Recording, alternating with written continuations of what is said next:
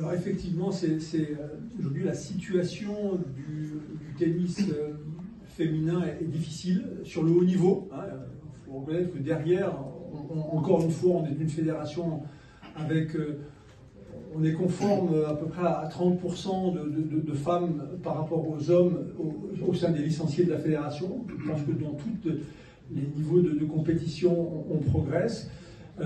Probablement que ce qu'on a initié il y a déjà 2 ans sur le parcours, je ne vais pas rentrer dans du détail maintenant, mais je le ferai bien volontiers si vous le souhaitez, sur le parcours vers le haut niveau, il va falloir attendre un petit peu avant que ça paye. On a un trou dans la raquette, pour être très franc. Je voudrais relativiser parce qu'on a 2 jeunes joueuses, si vous suivez le tournoi de Rouen en ce moment, 2 jeunes joueuses qui ont 19 ans et plus, qui présentent aujourd'hui des qualités. C'est pas suffisant quand on regarde je dirais le réservoir qu'on a chez les garçons. On a aujourd'hui à reconsidérer notre approche sur le tennis féminin. On l'a déjà commencé à faire, mais on a commencé déjà dès la détection 7, 8, 9 ans. On s'est rendu compte que dès l'âge de 11 ans, on avait déjà une différence de classement avec l'international. Et c'est une différence qui se creuse entre le 11 ans et 14 ans.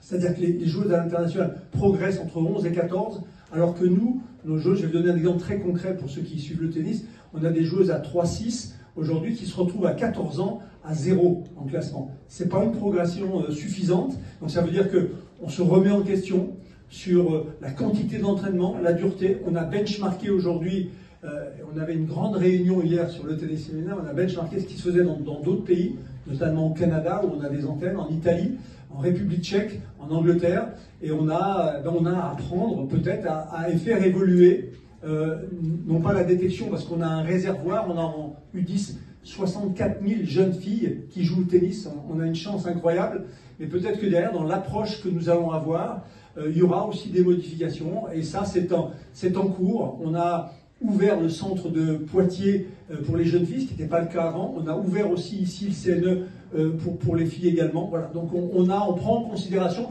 mais on est conscient que pour le haut niveau aujourd'hui, c'est difficile. Autant on a 11 joueurs, si je ne me trompe pas, chez les garçons. Effectivement, chez les filles, c'est un petit peu plus difficile. Est-ce que ça peut avoir une conséquence sur sa place comme capitaine également? Est-ce qu'on peut, ou alors c'est facile de changer un capitaine que tu...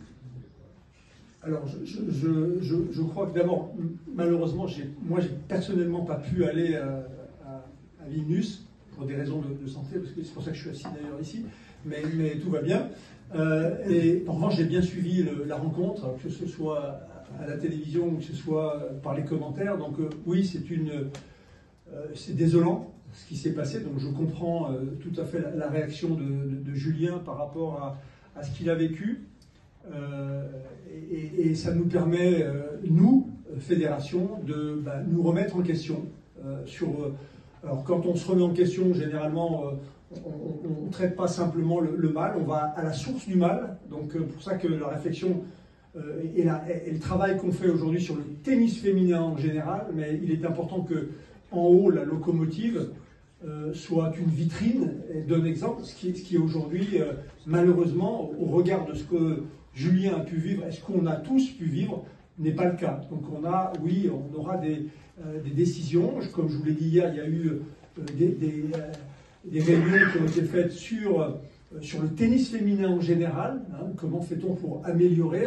Même si on a commencé il y a déjà 2 ans ou 3 ans sur le parcours vers le haut niveau avec plein de choses qui ont été mises en place, on est impatient d'avoir les fruits du travail et peut-être de réorienter un certain nombre de choses.